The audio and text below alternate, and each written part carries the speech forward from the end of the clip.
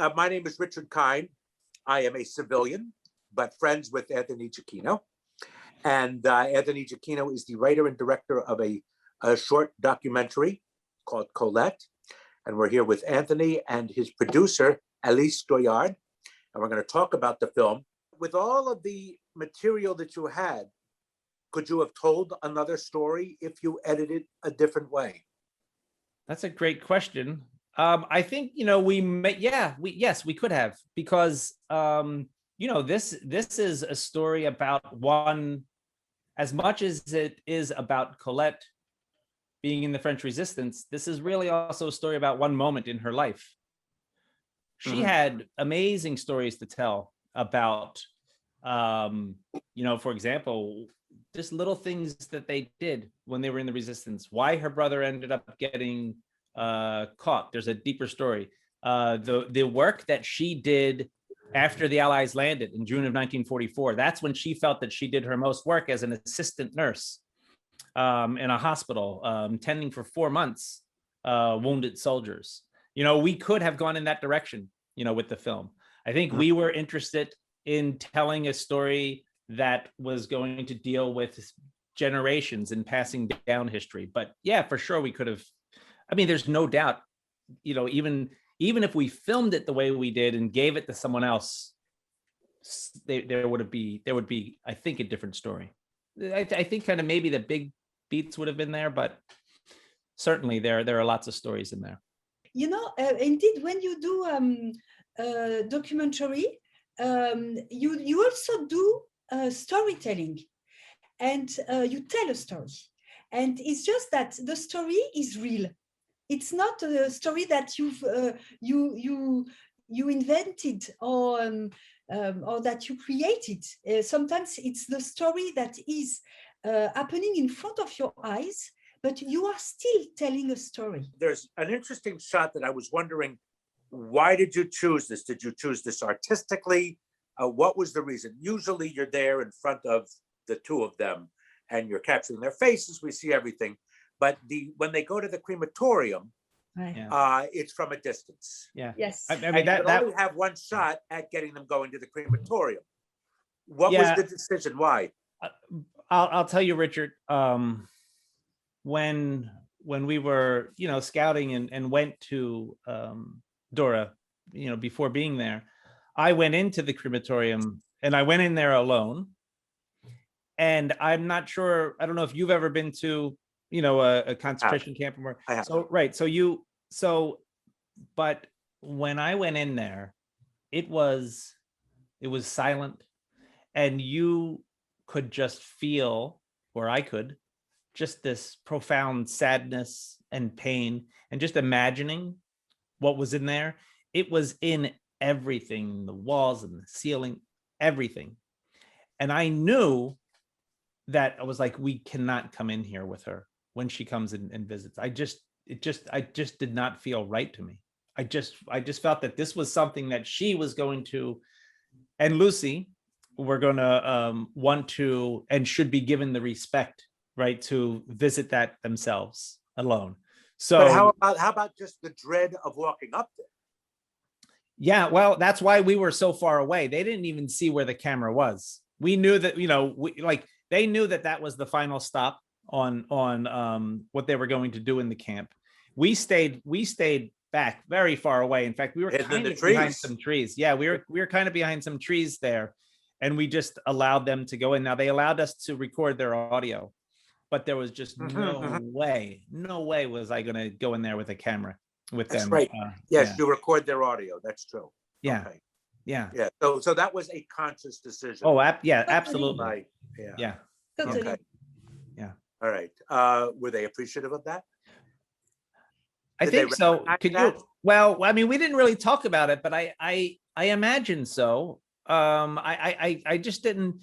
I mean, this is it. As she said, this is where he ended up, right? And I just didn't feel it was right to have that on camera. It just wasn't. We discussed it before, and indeed there was this. No, we can't do this. Yeah. There was some sort of tension for us indeed before. Yeah. And as Anthony said very rightly, Colette afterwards said, "Oh, why weren't you there? Because this is where I actually lost my, or mourn, or made sense of his disparition, the death of my brother on this bed." So she was aware of your absence then, really, Exactly. even though you weren't absent. Do you think? But this is why it was so good that we were not there. Okay. Look, you're up for an Academy Award. Let's say you were told that this is the morality of a documentarian. If you were told you will win the Academy Award if you get close-ups of them, what do you think the morality of a documentarian should be at a moment like that? We don't go. We don't go. We don't go. 100% do not go. You know, our music is that the silence are important, as important as the notes themselves. Right. Yeah. And in doing this documentary, to be close to Colette and Lucy was as important as sometimes being far away, to let them breathe. I see. Yeah. Okay. Well, Richard, were you wishing that we had gone in there with her? No, I can't say that. I'm asking this as a devil's advocate because I'm not a documentarian. Yeah. I'm a moral person. However, you sometimes get greater drama if you throw all morality aside. Yeah, I guess the essence of the good documentary, I mean, at least what we tried to do with Anthony was to speak about honesty and respect. Oh, absolutely. Look, I think you did the right thing. This was on this base that we went with Colette and Lucy to the camp. So if suddenly you change the rules during the filming, then you lose the respect or the honesty. You absolutely might. You know, sometimes when you want to have the public being very scared, you don't show the monsters. Absolutely, of course. So yes, maybe not to show Colette's faces and Lucy's faces on this within the crematorium, but just let them voice. I'm Jewish. Whenever I think of the concentration, not World War II stories, but concentration camp stories, I think of the Jews in the concentration camp. This has nothing to do with it. This is a French resistance story. First of all, how many French still remember, or how important is history? And we always say, as a Jew, we always say, you know, never forget, and things like that. And yet people are forgetting because it's 80 years later. Some are even denying it, which is the silliest thing, but I think those are outliers. What do you think this, and we've all heard these stories before. So how important is this? I would say that, you know, a central tension in the film deals with this, what you're asking about. It's Colette's need all of her life to forget this, what happened, so that she could survive and move on. You know, whether that be what happened with her family, what happened with her brother, what happened with what her mother told her, it should have been you. She just needed to forget this period of her life to move on and survive.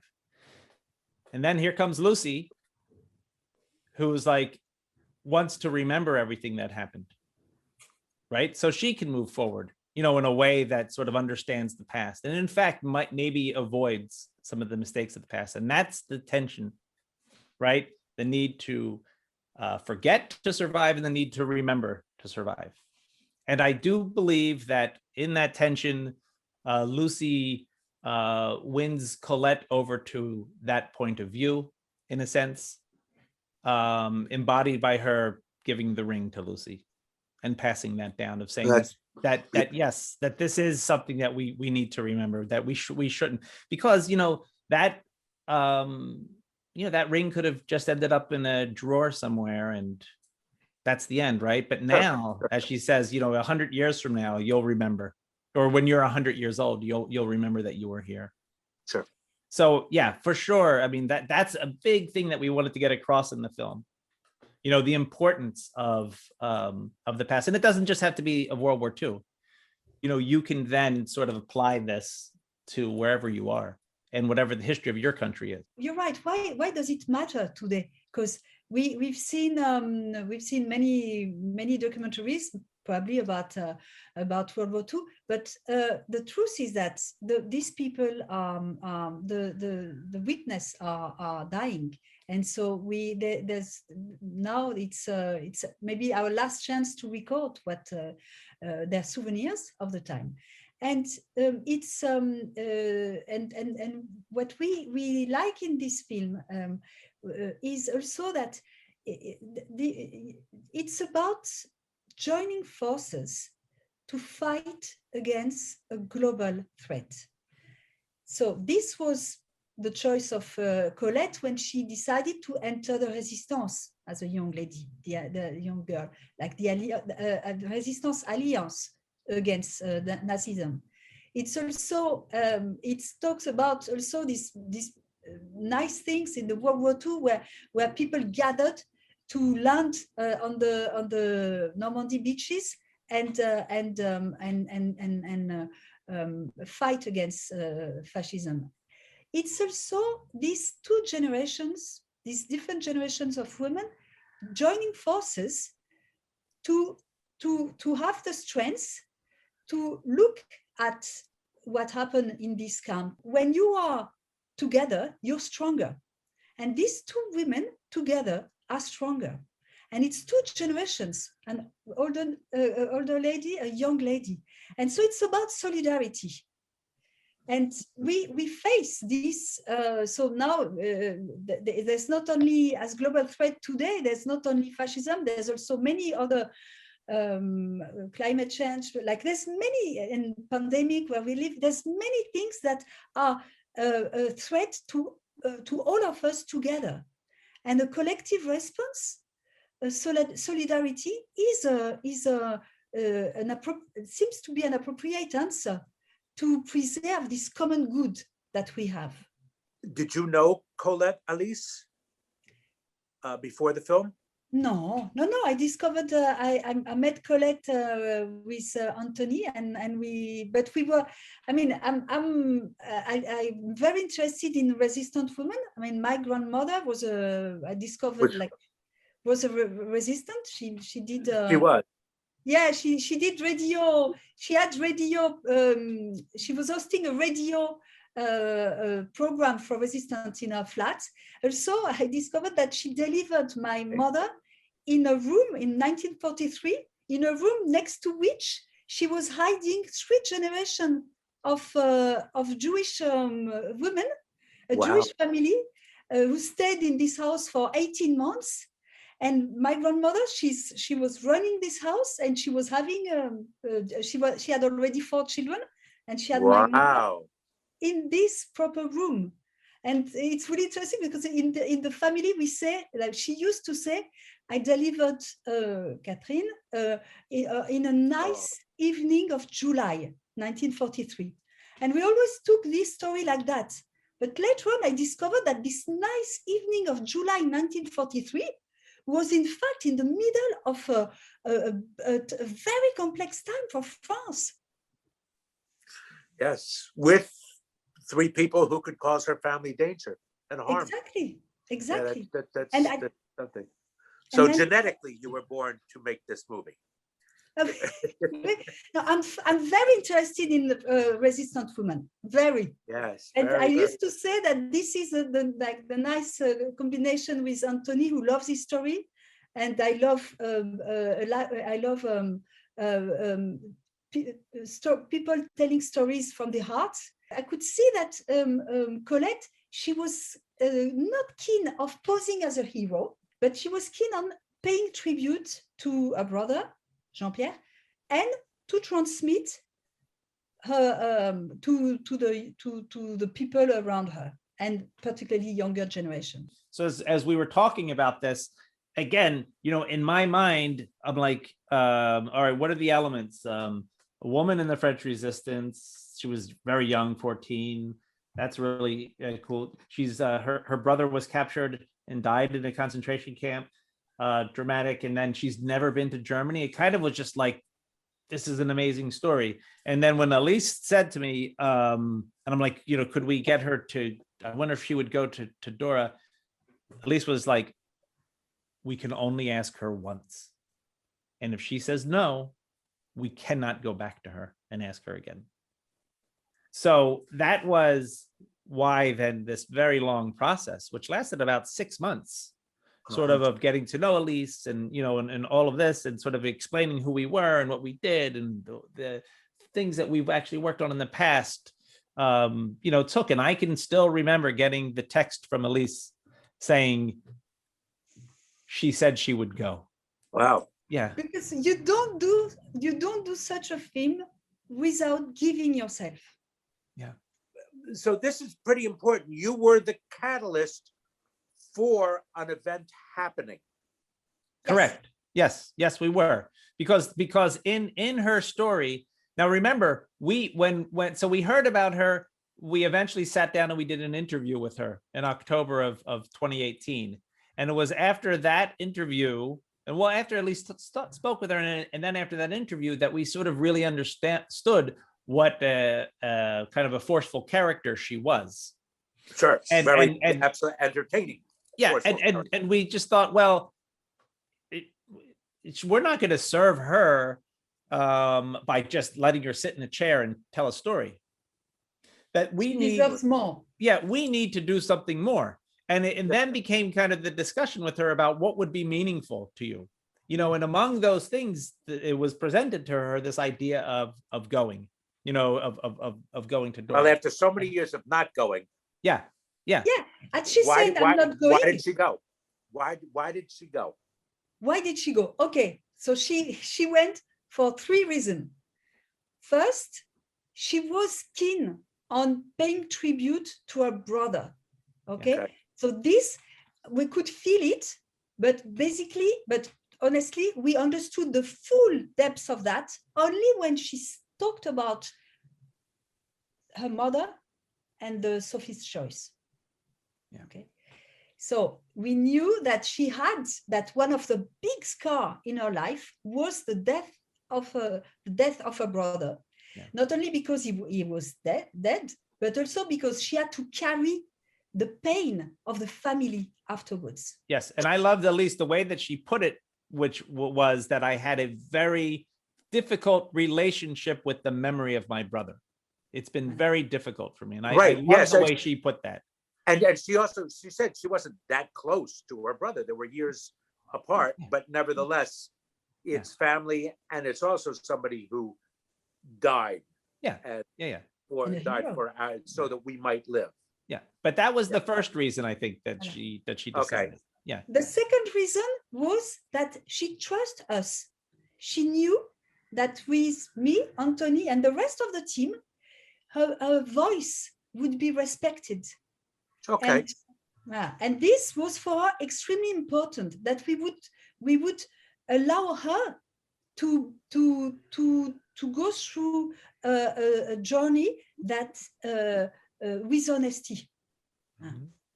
And third, it would mean for her that not only she would transmit to the younger generation, but also she would have someone to take care of while doing this difficult journey. And she's someone who gave her life always to others. Let me ask about this, because I don't know about her private life really, except I know what her apartment looks like. Was she married? Did she have children? No, she didn't. But Richard, she she told us, I mean, like Colette said many things that are pretty amazing, right? But she told us that she felt that Alice and I gifted her a granddaughter in Lucy. Oh, that's very lovely. Well, it's certainly, I mean, the as you say, the women of the resistance and therefore the future, Lucy, Yeah. certainly came together. Of course, Lucy was already invested, but then when she gives her the ring, you're sobbing. It's so beautiful, and that you realize that this will never be forgotten. We wanted to be sure that she would be happy with the film, of course. And so we decided that I would go to her place to watch the film for the first time with her. Mhm. And she took the computer, she watched the film, she stopped several times, she made a lot of comments, Uh-huh. but she watched till the end, and she said, I liked it. Did she ask for something, and you indeed did take it out? No, because she hates the shot of the radiator that's in that last shot where the camera is pushing in on her. Yeah. And she's like, wow, that radiator, like it bothers me so much that's in Okay, so yeah, so now she wants to direct. Anthony talked about this last scene where the generic is rolling down. Right, The credits are rolling down. right. You see Colette and Lucy in the exact place where Jean-Pierre died, Right. and they are holding this picture of Jean-Pierre. Sure. And for us, it matters because this is a place where it's a bit like saying, okay, we brought back Jean-Pierre where he died, and this is the final point of this of the documentary, where you see these two women and the young resistant. Right, he did not die in vain. That's right. That's right. That they have the last word with him there. And That's right. Richard, I want to say, Elise didn't mention this, but the song that you hear, right, Yes. was a very famous song from the Resistance. Those are Elise's 3 daughters singing that. Oh, Mhm. well, that's something too. Yeah, And in honor of your grandmother. Who, yes, exactly. Wow. Wow. Yeah. So it does. I mean, that is what this movie is never again. Nothing like this must ever happen again. And so your family, as well as Colette's family, really have the last word and say, you cannot beat us. Evil will not reign. We Yeah. will survive. Yeah, but it's quite the testament. Yeah, beautiful, Yeah. beautiful. Yeah. Very, very. Thank you, very Richard. nice. Thank you. Thank you. Yeah. I enjoyed Yeah. this conversation. I appreciate your time. Thank Oh, you. sure. Oh, absolutely. Well, your time, you invested the years and months work. So it was my honor to do this. Absolutely. Yeah. Yeah. Thank Yeah. you.